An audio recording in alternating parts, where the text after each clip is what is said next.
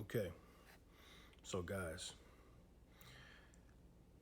first I want to say subscribe to my channel if you're not already subscribed. And if you are already subscribed, as you can see, there's going to be a bell icon on the right hand side of the subscribed button. You're going to click on that, and usually it's going to say personalized, okay? You scroll up, you click on all right? This way, you will be notified as soon as I release new videos in the future, okay? Thank you. Hey, how's it going, everybody? I want to show you guys something really important.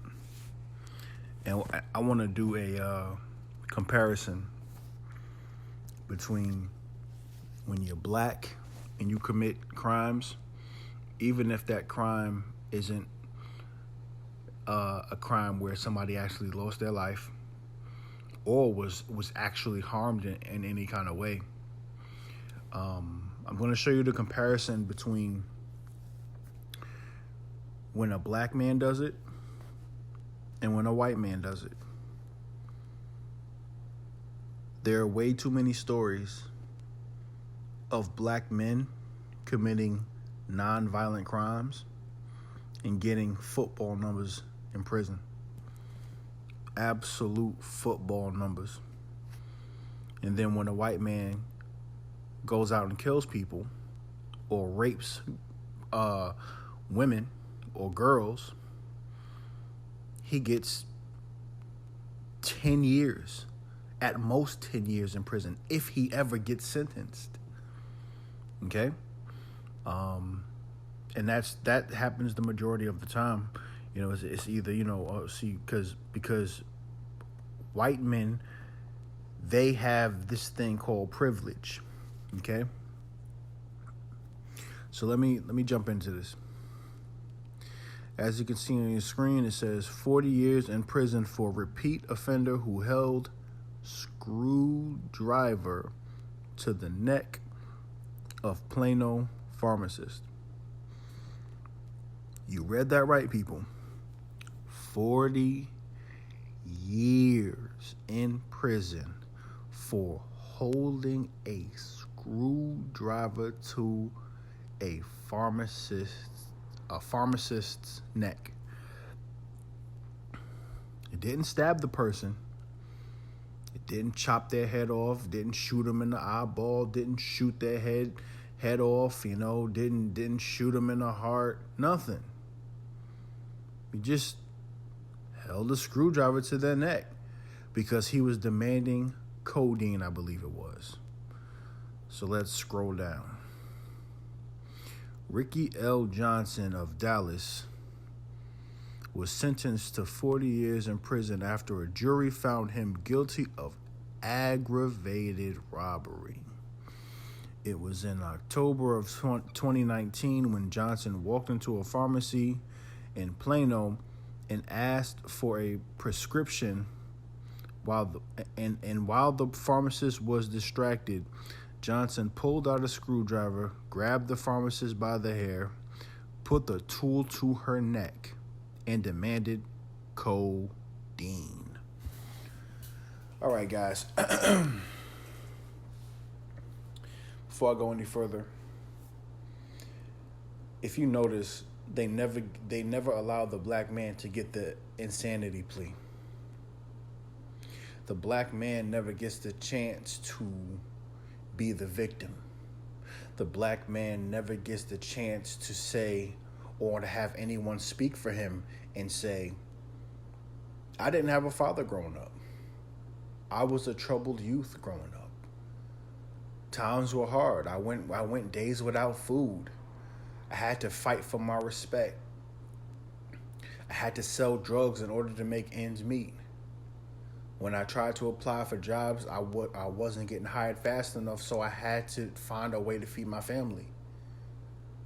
Life is hard, you know, and I was dealing with mental illness.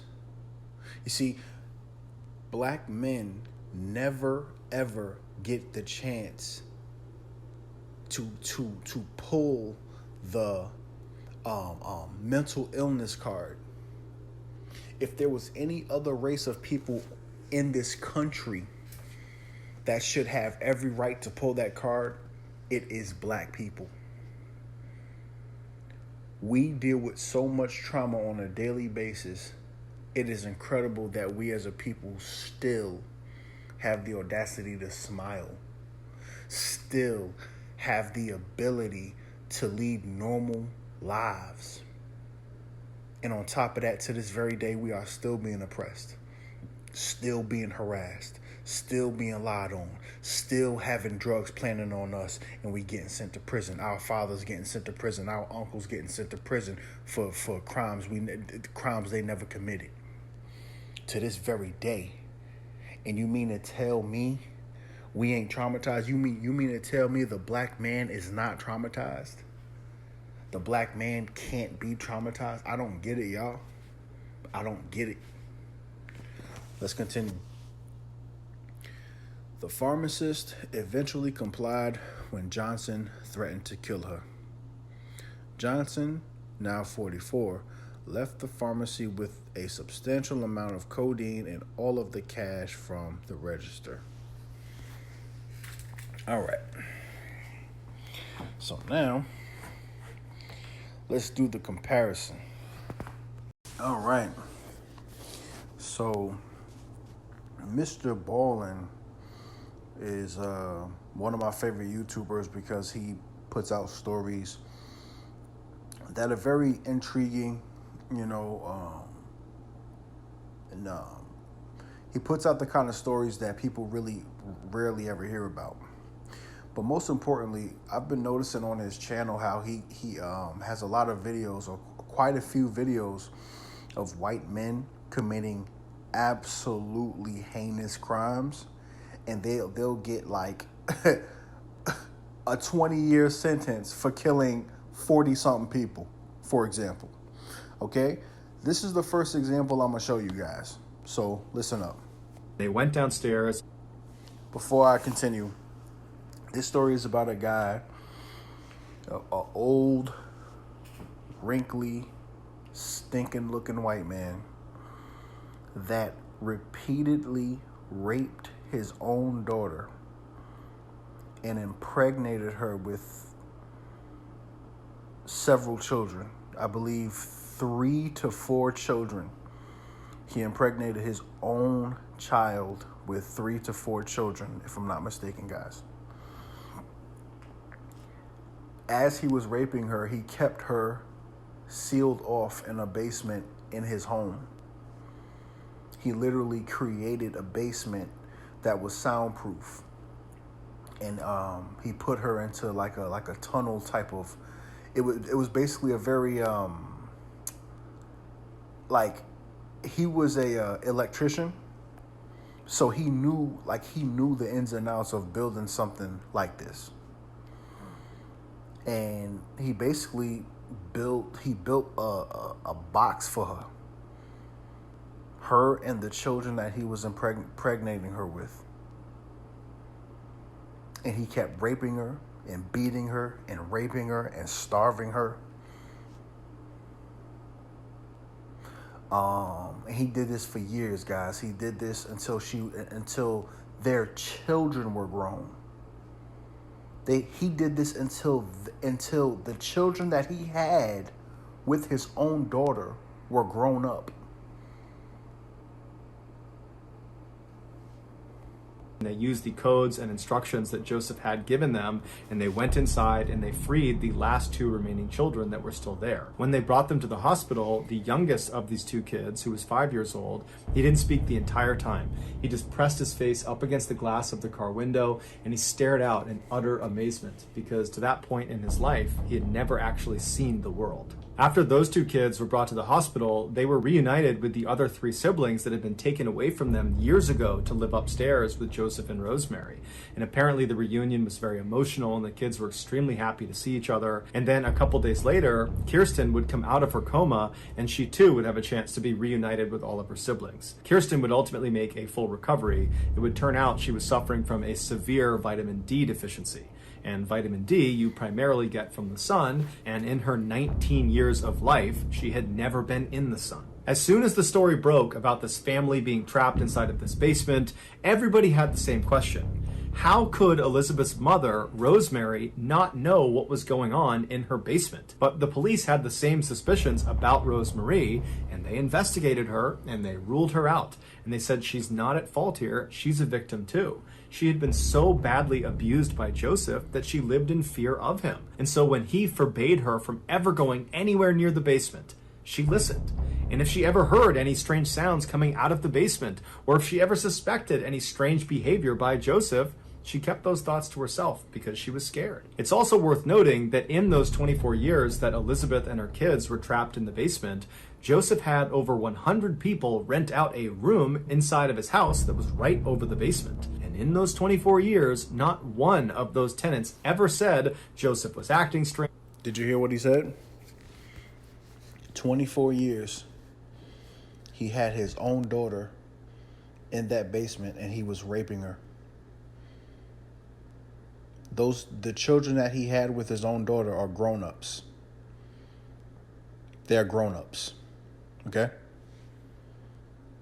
Disgusting.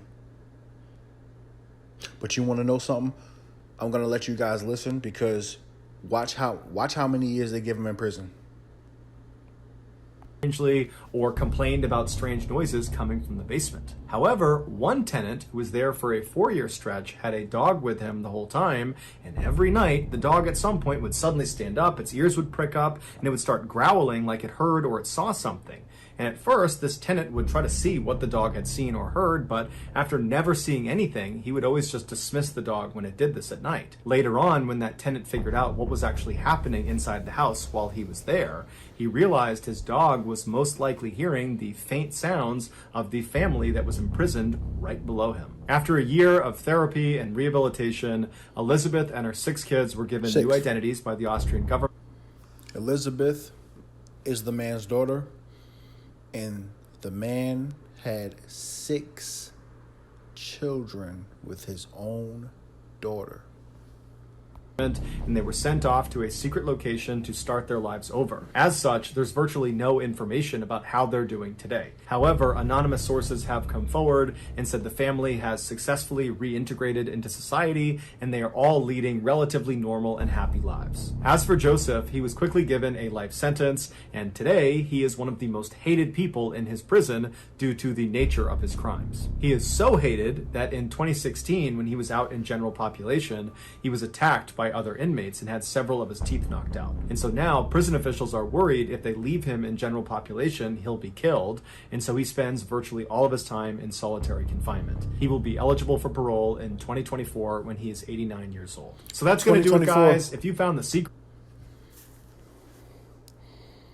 he will be eligible for parole, guys, in 2024. This is the part that I wanted to get to. So you imprisoned your own daughter for 24 years, impregnated her with 6 children. You neglected those children. You neglected her. You starved her. You beat her every chance you got. So that's incest, that's rape of a minor, that is imprisonment, that's domestic imprisonment, that is battery. I don't even know how many other charges that could be. But clearly, parole for this monster in 2024 is a good deal. Let's continue. This guy is basically a serial killer that was killing young boys back in the 70s, okay? And if you guys want to check out more videos on Mr. Ballin's channel, you can feel free to do so. just check out the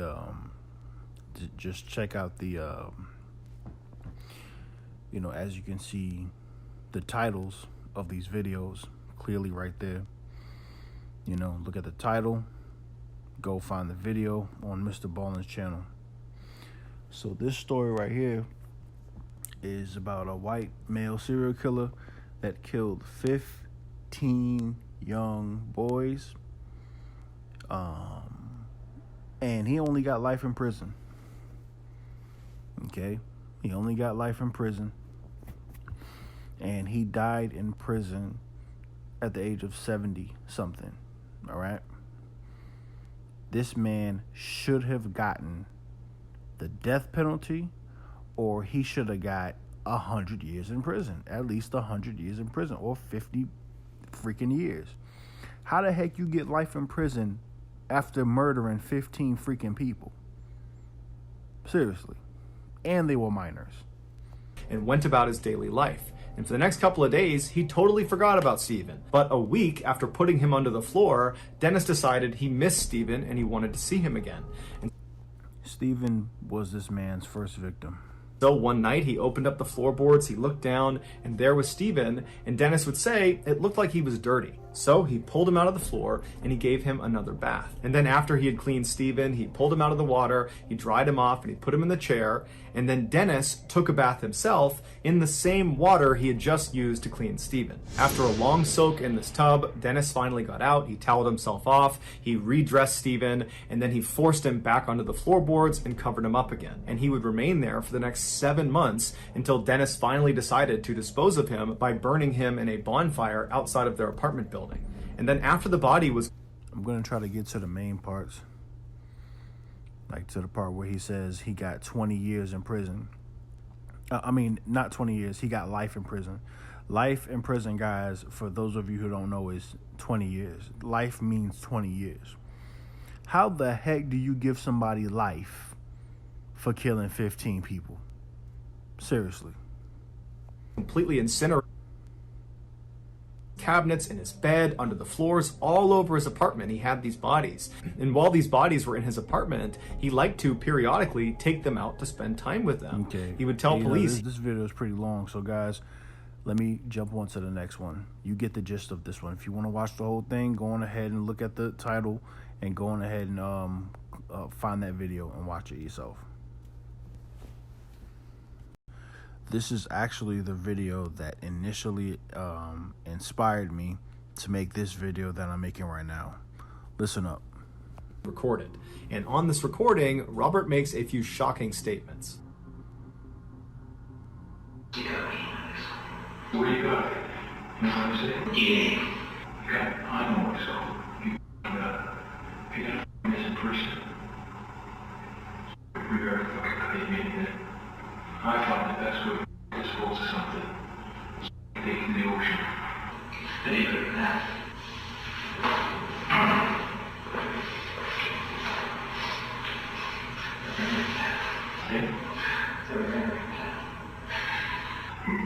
No.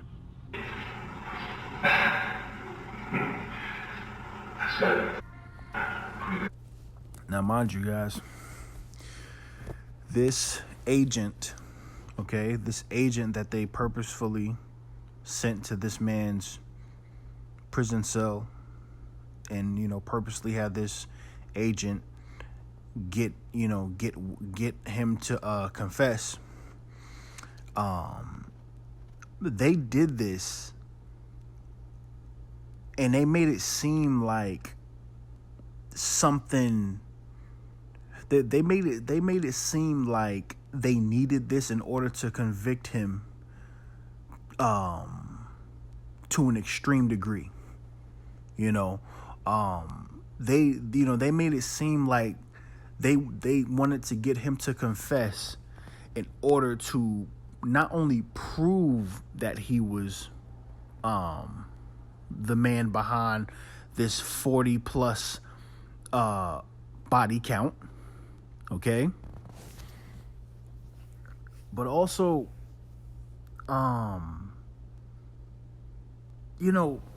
they made it seem like they wanted to put this man under the prison, is basically what I'm trying to say. But watch what sentence he gets. Watch this. Okay? Too much left.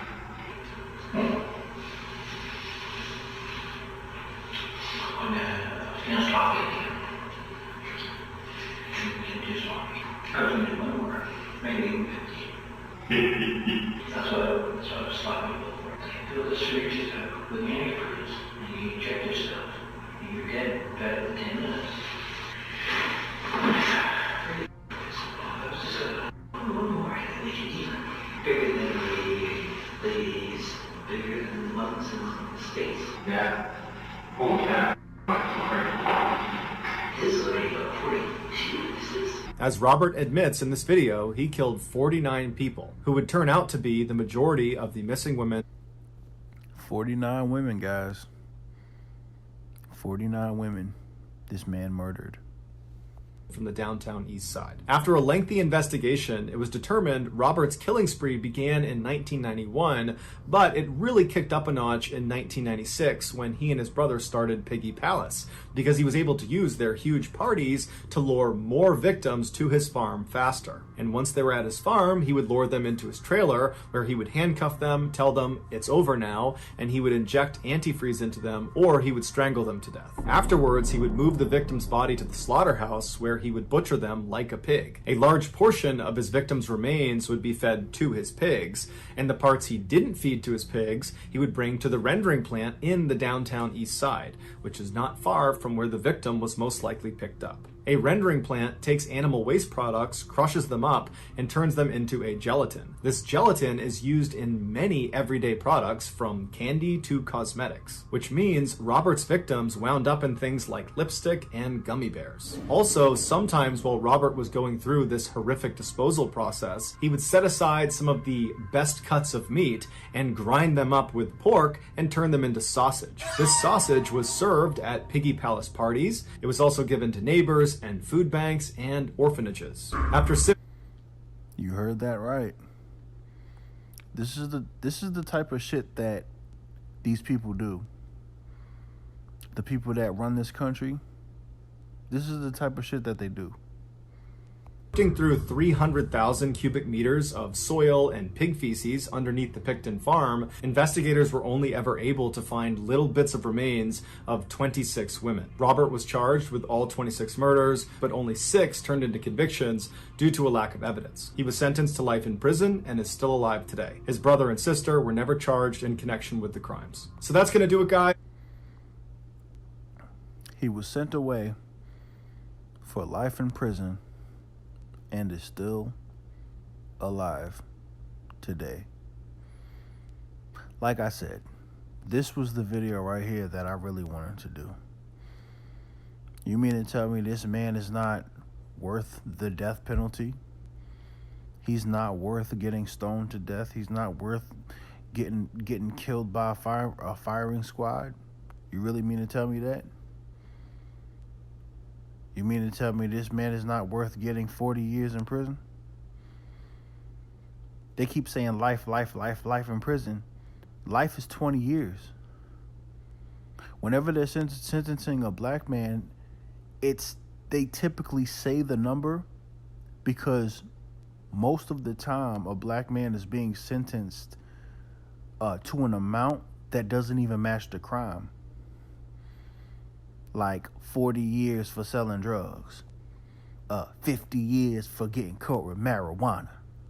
You know what I'm saying? 60 years for being accused of rape, even though there's no proof. You know what I'm saying? Stupid shit like that is what black men are being put under the prison for. But a guy like this, who admits to killing 49 women. Oh yeah, he gets life. He ain't gonna get the death penalty. Yeah.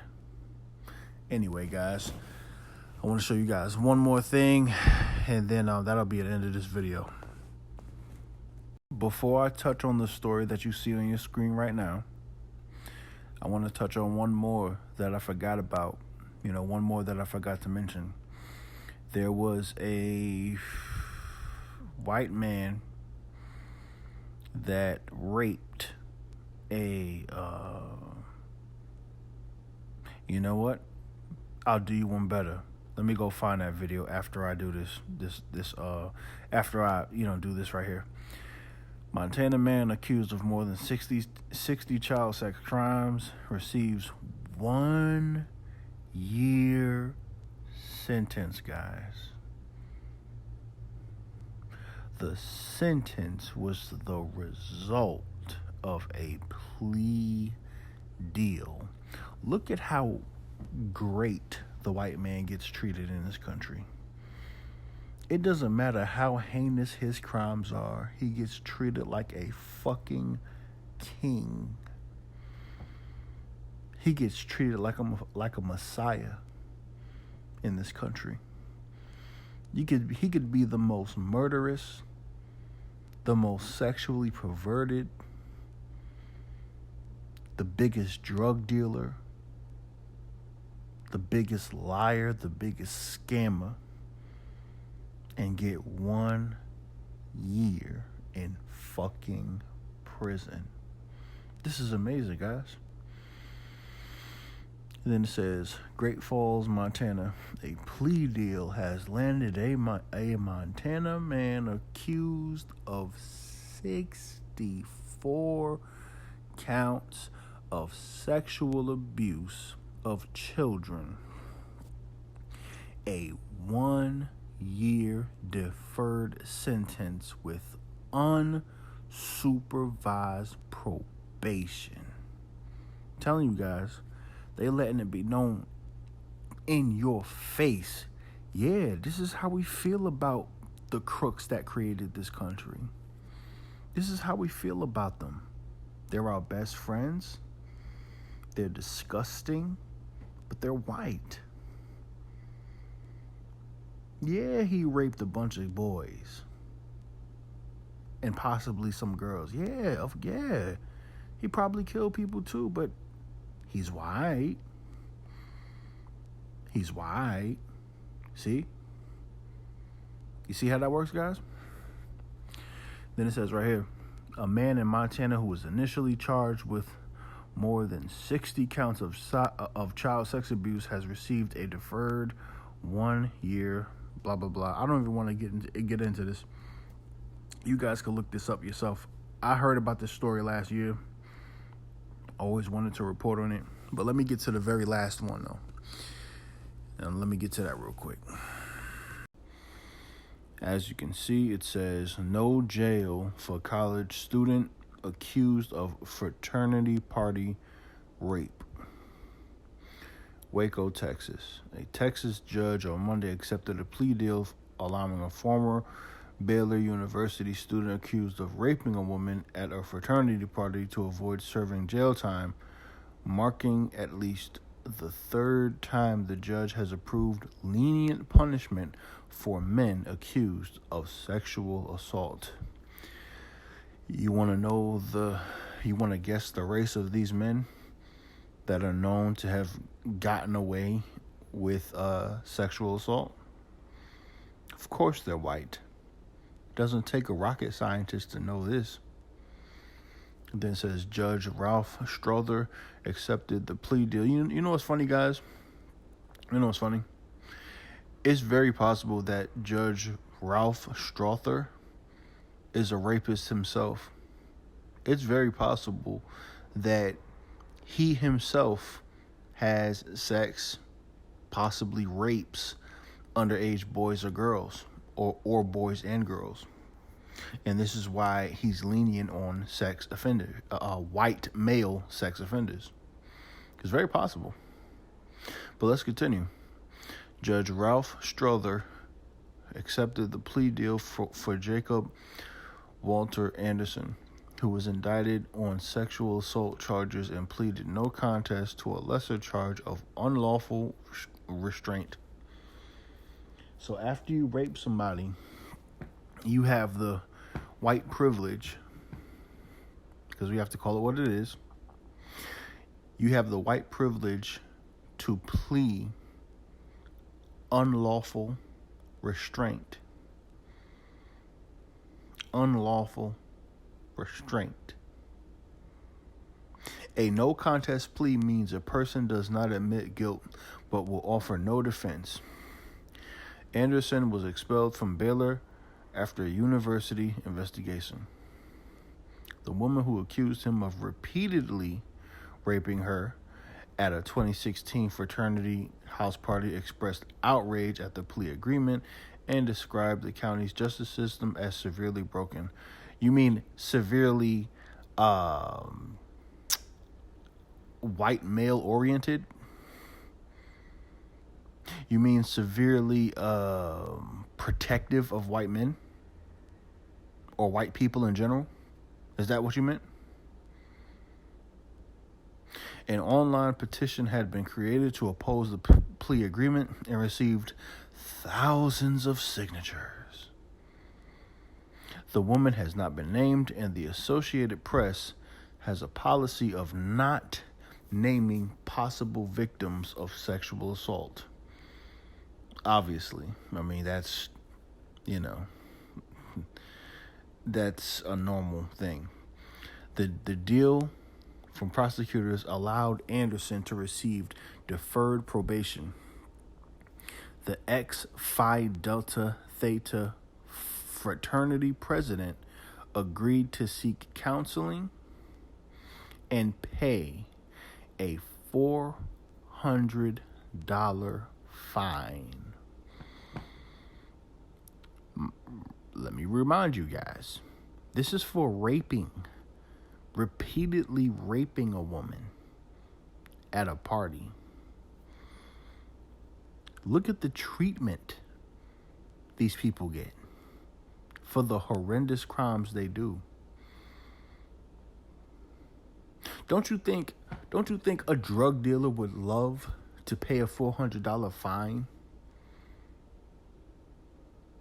Don't you think the guy that held the screwdriver up to the woman's to